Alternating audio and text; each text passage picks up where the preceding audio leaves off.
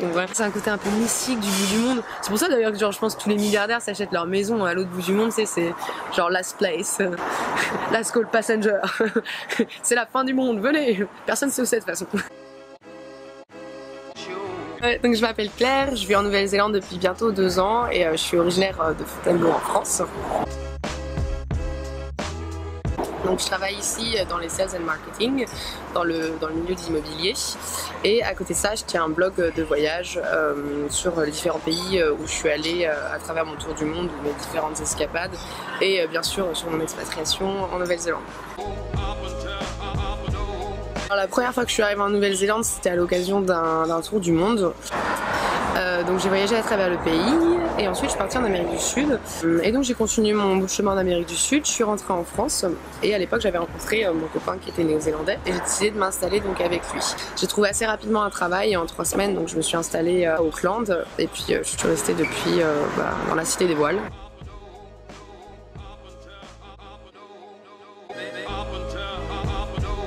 Imaginez que c'était juste des montagnes et peut-être même que tu allais croiser des Maoris, encore des tribus et tout. Tu sais, je connaissais pas trop, je me disais bon mais ils ont aussi un peu, tu sais, comme les aborigènes et tout. J'avais un peu du mal à visualiser parce que je connaissais rien. Puis après quand j'ai découvert, j'ai fait ah d'accord.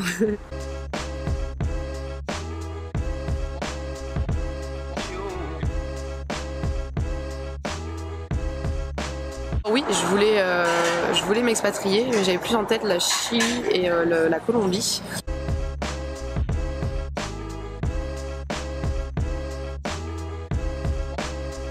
Après, Auckland, en toute honnêteté, je n'aurais jamais imaginé. C'est quand même pas une ville qui est hyper attractive, on va dire. Au premier abord, on se dit bon, ça manque un peu de charme. Et puis, à y vivre, en fait, on se rend compte que y a énormément d'opportunités. Vraiment, la grande ville entourée de la nature et de l'océan, donc c'est super. Et c'est hyper relax. Les gens sont gentils, bienveillants. Alors ça aussi cependant, ça veut dire qu'on va jamais se confronter directement à toi. Les Kiwis, on dit qu'ils sont les rois du passif agressif, tu vois, genre faire passer des trucs un peu en discret, alors que nous les Français on va dire mais bam, on dit les choses directement. Donc parfois il y a un peu de clash des cultures qui se rencontrent, mais je trouve ça pas plus mal parce que du coup t'es pas dans la confrontation, c'est un univers qui reste un peu bienveillant.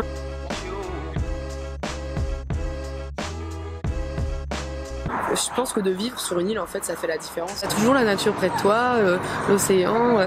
T'as un état d'esprit des îles qui est vraiment différent. C'est une fin d'après-midi, c'est pas je sors du boulot, je vais boire une bière avec mes copains, je suis à manger. C'est pas une vie de ville, on va dire. Tu peux très bien prendre ta planche de surf, aller surfer ou te dire tiens, j'allais me balader ou simplement te poser sur la plage, lire un livre.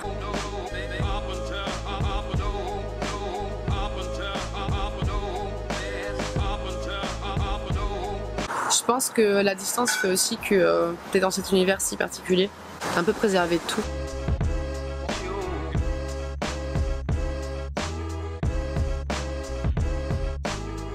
Parfois ils en souffrent un peu parce que c'est un peu l'île oubliée, je sais pas si vous avez vu quand ils oublient de mettre la Nouvelle-Zélande sur les cartes du monde, c'est Ikea je crois qui avait fait ça. Et un truc que j'apprécie énormément chez les Néo-Zélandais, c'est qu'ils sont très pratiques en fait. Ça m'a beaucoup aidé d'avoir des amis néo-zélandais qui montrent des trucs ou qui n'hésitent pas à faire des choses, à tenter. Et je me dis bah ouais, ils sont trop raison en fait. Donc, quand tu vas les voir avec ton idée, salut je fais ça, et moi je le vois avec mon blog quand je leur parle de mes projets, de ce que je fais. Ils sont tout de suite super ouverts en mode ah ouais super, viens on va faire des interviews, oui je te montre, nous on fait ça. C'est très agréable parce que ça te donne envie de faire des choses et d'entreprendre. Et ils se posent pas la question de seconde de se dire genre est-ce que machin il va bien aimer, que vont penser les gens de moi, est-ce que je vais réussir. On est des choses qu'en France on a plus tendance à trop réfléchir, tu vois. Et à un moment genre réfléchis ouais, mais il y a un moment t'as jamais agi. Et je trouve que parfois à être trop cérébral, et ben on fait rien et on se donne toutes les bonnes raisons de pas le faire.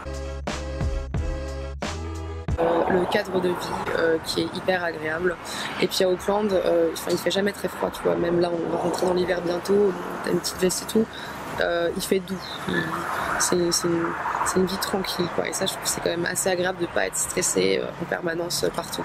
T'as de l'espace quoi, comme je disais, il y a 5 millions de personnes pour un espace qui fait un bout de la France et de l'Angleterre. Bon, à Paris, forcément, t'as un peu plus du mal à être détendu quand t'es en permanence en promiscuité et dans des petits espaces. Là, j'apprécie de avoir une maison, un petit jardin, avoir juste de l'espace.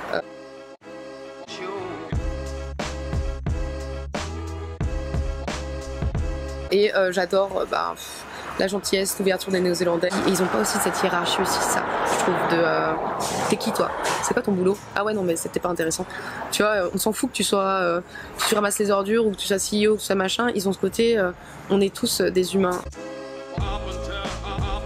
Inverse, leur côté très chatty, qui viennent vers toi, c'est très superficiel et ils vont très difficilement se livrer. La Nouvelle-Zélande, c'est un des pays où c'est pas très connu, mais qui a un des plus hauts taux de suicide, notamment chez les jeunes.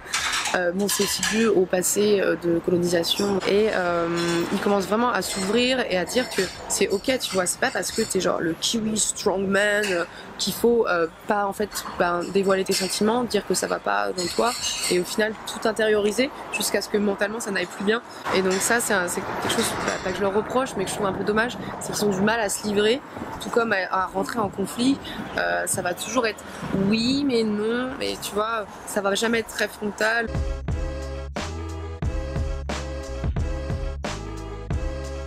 Ils sont très ouverts, accueillants et tout, mais parfois il peut avoir des formes un peu j'appelle ça island mindset, genre l'état d'esprit un peu Kiwi proud, made in New Zealand, New Zealand proud. C'est très nous, ils sont très patriotiques. Et du coup parfois il y a un peu de difficulté à faire de l'espace pour d'autres cultures en fait. Alors ils comprennent, ils vont t'écouter, mais parfois je trouve que ils n'ont pas cette richesse que nous on peut avoir et cette chance qu'on a de pouvoir se dire je prends un avion ou un train et hop je suis dans un autre pays, une autre culture, un autre monde. Foot vie, c'est vrai que c'est...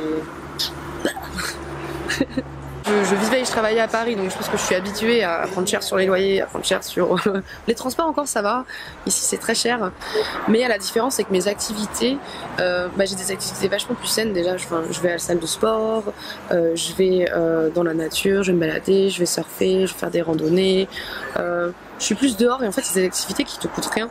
Non, il y a vraiment l'essence, par contre ça c'est un problème quand tu pars en week-end et tout. Ils sont super bienveillants, trop gentils, tu vois, ils viennent toujours te parler dans la rue, si t'as un problème ils vont t'aider. Mais c'est vrai que c'est dur d'aller un step au-dessus, souvent c'est dur d'être ami proche avec des Néo-Zélandais. Mais si t'es sympa, tu parles anglais, t'es un peu rigolo et puis t'aimes bien faire des trucs, des sports un peu extérieurs, parce que c'est vrai que souvent genre on les retrouve bien, enfin, c'est un peu un cliché mais c'est trop vrai, les Néo-Zélandais ils aiment trop surfer, ils aiment bien pêcher, sauf les gens peut-être d'Auckland.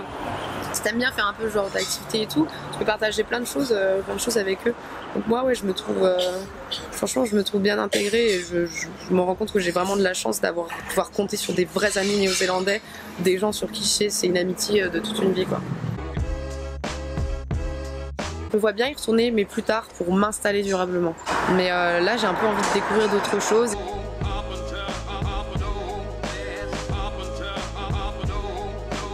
Je me vois pas du tout, on m'interviewe dans 2 ans, elle est de retour à Paris, métro boulot dodo, elle adore. Je me vois pas du tout pour le moment retourner dans la vie parisienne, parce que personnellement je le vis plus comme survivre que vivre, tu vois. Quand je me rappelle de Paris, après peut-être c'est aussi j'étais en junior et tout, une fois que t'as payé toutes tes factures, tes machins, bon, il me restait pas grand chose, j'avais mes vacances, machin, cool. J'ai pas envie de vivre pour attendre mes vacances, j'ai envie de vivre, de profiter de ma vie. Genre là demain je sais que peut-être que s'il fait bon je vais aller surfer, je vais aller me balader. J'ai l'impression de vivre pleinement ma vie. Et c'est ce que j'aime à l'étranger, c'est que j'ai pas l'impression d'attendre un truc. Je sais que beaucoup de Français c'est la nourriture, mais ça va, je m'adapte assez facilement, mais c'est vrai que parfois tu te retrouves à baver ou saliver sur des trucs.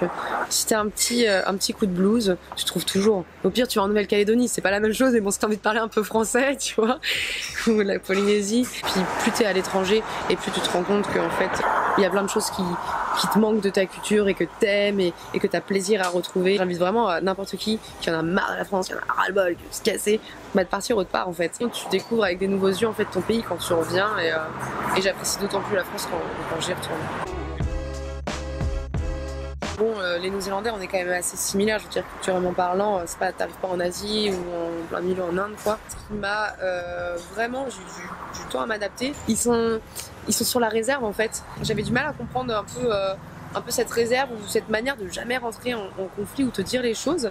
Et du coup, tu te retrouvais parfois sur des situations avec la personne où tu te rends compte qu'il y avait des malentendus, que la personne en fait, elle est en colère et elle est pas d'accord et toi tu fais moi je pense que c'est ok, tu m'en as pas parlé. croire en ses projets en fait et pas de se dire ah mais comment je vais faire, c'est l'inconnu, comment je vais rencontrer des gens. Si tu veux quelque chose et que tu travailles, tu donnes toute ton énergie pour ça, tu peux l'avoir.